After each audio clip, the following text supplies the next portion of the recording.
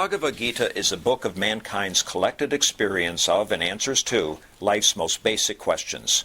Who I am, from where do I come, what is my purpose and destiny, and most practically, how do I find happiness? These podcasts originate in the lectures of Neil Bhatt, a disciple of Swami Chinmayananda. They are presented here in 20 to 30-minute segments, each covering 3 of the Gita's 701 verses. Welcome to Gita Wisdom for Daily Living. So we had been discussing chapter 3, Karma Yoga, Yoga of Action. So we have seen so far that Bhagavan laid out the path of Karma Yoga for us. Then he said, anyone who follows this path of mine, he will also get liberated from the bondage of actions. But then we also have seen that most of us find it very difficult to follow the path. The path is very simple. Bhagavan said, all you have to do is avoid expectations and attachment. Work in this world without any expectation and attachment. And work for the betterment of the society, the community, the cosmos. And then even if you don't have anything to gain out of it, work for the Loka Sangraha, to preserve the society. Where we find it difficult is the central tenet of this path, that avoid expectations and attachments. We think that's actually are the motivators for me to work in this world. I have expectation that I'll get something out of my actions, and I follow the path which I am attached to. The actions which I like, I want to follow those actions. So both are my motivators, and now Bhagavan is saying you should avoid them. To help us, Bhagavan said, well, understand where this attachment is coming from. The attachment is coming from your sense of doership, that I am the doer. So he said, know for sure that all actions are performed by the Prakriti. The Prakriti, which is all pervading, including your own self, all activities are happening in the Prakriti by the gunas. Guna guneshu vartantaha. The senses, when they contact the sense objects, that's where the activity starts. As we have seen, senses are designed to go out and scan this world of objects. When the senses contact the objects, it brings the sensation in my mind of those objects. Those sensations create perception. The perception creates the conception for that object. Now, up to that, there is no real danger. It's actually there for my protection, so that I can scan this world outside and see whether things are conducive. There is no danger outside there. So my senses are detecting the danger, but at the same time, it's also getting pleasure out of these activities, which we call it sense pleasure. Eye wants to see, ear wants to hear. I want to see the things which it likes. Ear wants to hear what it likes. So I like to hear music, but not noise. These likings are created out of my experiences in the world of objects through the senses. So Bhagavan said, if you know that you stop at that guna gunesu vartantaha and you don't get involved in it, then you will not develop any attachment or expectation. But he said that's not possible for most people. So Bhagavan said, Sadrusam chestvate swasyaha prakrute gnanavanapi. Prakritim yanti bhutani nigraha kim karishyati. Nigraha, restraining the senses, is not of much value. Nigraha kim, what can restrain the senses can do? Because even a gnanavan, even the wise person, in a sense the one who has already understood this fact, that expectation and attachment are the root causes of all my problems. If I can identify the cause of my sorrow, it will boil down to either it was my expectation, which I could not meet, and also my attachment to that person or that thing or that action. But what can a person do? Even a gnanavan, a wise person also, can only act according to his prakriti. his nature. So Prakriti is my inherent nature. Now what is my inherent nature? My inherent nature is built of my tendencies. My tendencies are nothing but my past experiences. My past experiences created likes and dislikes. Things which I like, that becomes my positive tendencies. I go after those objects. And things which I didn't like, I want to avoid those objects. So that becomes my likes and dislikes. That become my tendencies. That is now my nature, and I'll follow that path. Prakritim yanti bhutani, all beings. So it's not that a Gnanvan has this problem or an Agnani has this problem. Bhagavan said, in this Prakriti, all beings act according to their own nature. This nature is that of which its internal instrument is made up of. It is the mind and intellect. In terms of animals, their instincts. Those are the driving factors for any being to act in this world. There is no reason for you to restrain the senses, because senses, when they are restrained, obviously will create actually more suffocation. So that's not the remedy. So the remedy is that understand where they come from. We analyze that all activities are taking place in the Prakriti, in the gunas only. I is not really involved. The self, the conscious, is not really involved. The gunas are reacting with each other. That interaction is creating likes and dislikes. Let's analyze where the likes and dislikes are coming from. So the next verse is, Indriyasya arthe raga dveso vyavasthito. The seat of the raga and dvesa is the senses and the sense objects. Now this can be argued from a Western philosophical point, whether these likes and dislikes are in my senses or they are in my mind. So the raga and dvesa are created by the sense experiences. Unless I have experienced something, I have no liking or disliking. Before I first tasted Starbucks coffee, I didn't have any liking or disliking for Starbucks coffee. I was perfectly happy with 7-Eleven's coffee. It's only when the first time I tasted Starbucks coffee that my like or dislike started. Whether I liked the coffee, so next time there will be longing for having that experience again. Now that likes or dislikes also came from my past experience. So I compared my experience of Starbucks coffee with my experience of 7-Eleven's coffee. And then with that comparison, I came to the conclusion that this was more pleasurable. The Starbucks experience was a little better than the 7-Eleven coffee experience. This comparison gave me, say, we drop 7-Eleven coffee, let's focus on Starbucks coffee. So it actually came, even though it was determined by my intellect, from its memory bank. It has the experience for 7-Eleven's coffee. And when the new experience came, it compared it against the old experience and determined that this was more pleasurable. But the actual experience came through the senses. If I had not tested Starbucks coffee, there was no comparison. There was only one experience, 7-Eleven's coffee. But now I have two experiences, 7-Eleven's coffee and Starbucks coffee. Mind goes to the intellect and says, from your database, what do you think? He said, Starbucks is better. You're more pleasurable. So Bhagavan said that indriyasya, for all the organs and each one of them, the likes and dislikes are situated in them. Now that that experience is proved to be pleasurable, now this sense of my taste wants to experience that again and again. Same thing with sound. Once I hear Jagjit Singh's song, I like it better than somebody else's song. I want to hear Jagjit Singh more and more. And I want to avoid any noise. When I'm listening to music, don't make any noise.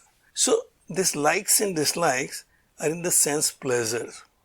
Senses get gratification of these experiences, and that becomes likes or pleasures. Senses get disturbed by the experiences, that becomes my dislike or repulsion. So I said this raga and dvesa, likes and dislikes, attraction and aversion are situated in senses.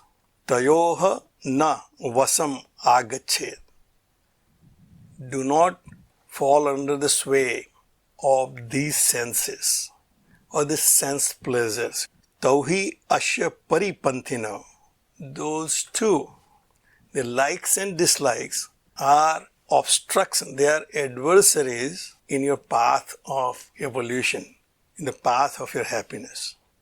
The paripanthina. In olden days, when those pilgrims were going from one place to another, there will be robbers on the way. They will put some obstruction. You have to slow down. Once you stop, they will come and rob you. The raga and dvesha are like that. You are seeking your happiness, your permanent happiness. You are trying to find out what will make me free of all these limitations of sorrows and unhappiness.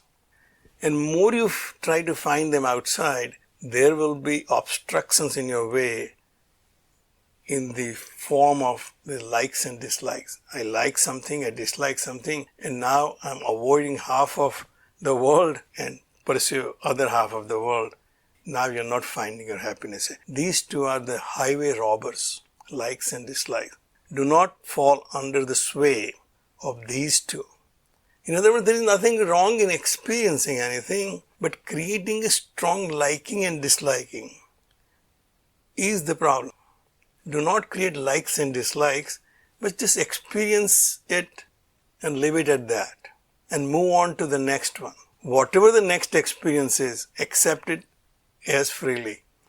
And then you will not be bound by this likes and dislikes. And then it says, Sreyan swadharmo vigunaha paradharma swanushthitat swadharme nidanam shreyaha paradharmo bhayavaha. This is another landmark verse in Bhagavad Gita. You can take it very positively for your own development, or you can take it negatively. And the Bhagavan said, stay within your dharma. If you are a Brahmin, it basically says, Sreyan swadharmo vigunaha. If your own dharma, you find it of not great value. If I am a sweeper and my job is to sweep that building, then I don't find it anything that great about that job. Here the dharma probably literally means duties. The intention of this verse here is stick to your duties. Stick to the role which you have taken. You have come this far. And where you are today is actually a culmination of your journey. You became a doctor, you became an architect, you became a mother, you became a father. That's your station point right now. That station point has given you certain duties. To act as a father, I have duties. Act as an architect, I have duties. Act as a husband, I have duties. Whatever the role I have taken, they come with their duties. Now, I may not find them very attractive right now. Architecture is not really a good business. I could have been a businessman. So my swadharma actually is to design buildings and make sure that they are helpful to the people who are using them. It creates a nice working environment, a nice living environment. That's my job as swadharma as an architect. But after working in that field for a long time, you figure out that the developers are making a lot more money than I am. Same thing, I do all the work and they make all the money. Why don't I become a developer also? So most architects like me, they do try out. Once in a while, they say, let's try to become a developer and architect. Most of us have lost our shirts in doing so because we are not really trained. We didn't know how to get the loans from the banks, or what was the right way to do it, how to get the money out of whatever the project you have created, and in the end, you're a failure. So what do? Is you go back, continue practicing architecture. You joke in architecture, if an architect hits a jackpot, what will he do? He will continue practicing architecture till all money runs out. Another one said, how does an architect make $1 million? He starts out with 2 million. So we are not business people. You don't want to get influenced by others. So Sreyan swadharmo vigunaha. Whatever dharma that I have, what is my nature right now? I'm an artist, I'm a musician, I'm an architect, I'm a doctor. That's what I have created from my own efforts and experiences. Even though it may not be very glamorous, stick to it. Paradharmas to swanushtitad. Even I think the other's dharma may be better, well executed. Because swadharme nidhanam shreyaha, death, performing your own duties is much better than continue living in others' dharma and suffer. Because paradharmo bhayavaha, you will be a fish out of water. When I try to act as a developer, when I'm actually an architect, I'm actually out of my comfort zone, out of my zone of training. Now I may be the smartest person as an architect, but I'm the dumbest person as a developer because the other people are much better than me. So Bhagavan said, if you try to give up your duties and perform others' duties. So in this case, Arjuna wanted to give up his duties as Kshatriya. They wanted to take on the duties of a Brahmin or a sage who wants to meditate and pursue knowledge. Bhagavan said, that's dangerous. Paradharmo bhayavaha. You do not know what you do not know. So Arjuna understood, but let's make sure that I understood correctly. So Arjuna asked question, Arjuna vacha, atha kena prayukto ayam papam charati purusha anichan api varsneya balat even niyojitaha. So it seems like that I'm doing things which are not appropriate because I want to do them. It looks like some kind of a force which is forcing me to do things which are inappropriate. Arey yaar, aapne kya kar diya? What have you done? He said, I don't know why I did it. That's very common dialogue over here. So Arjuna says, Atha kena prayukto. What is it that propels people to do sinful acts? Anichchanapi. Most of the time, it's not done with a clear goal or a motive. Without ichcha, without any desire to commit sin. O Varsneya, a scion of a Vrishnik clan. So you can see Arjuna is addressing Krishna more as a friend. O Varsneya, can you tell me what is that force which is controlling? This force is like niyojitaha. It's not that I have any choice. It's like I am controlled by. It's like I'm possessed by some force. That force is impelling me or propelling me to do something which I'll find out that it's not really good. If you go and ask anyone who is incarcerated and say, why did you do this? They say, oh, I didn't want to do it, but my circumstances forced me to do it. When you analyze, at core of their heart, they're all good people. They are just not realizing why they are doing what they are doing. So Arjuna wants to know why. And we will stop right here. If you find this podcast helpful, please support it by donating any amount by going to the episode's website at neilbhatt.podbean.com or at chinmayarichmond.org. Thank you. Om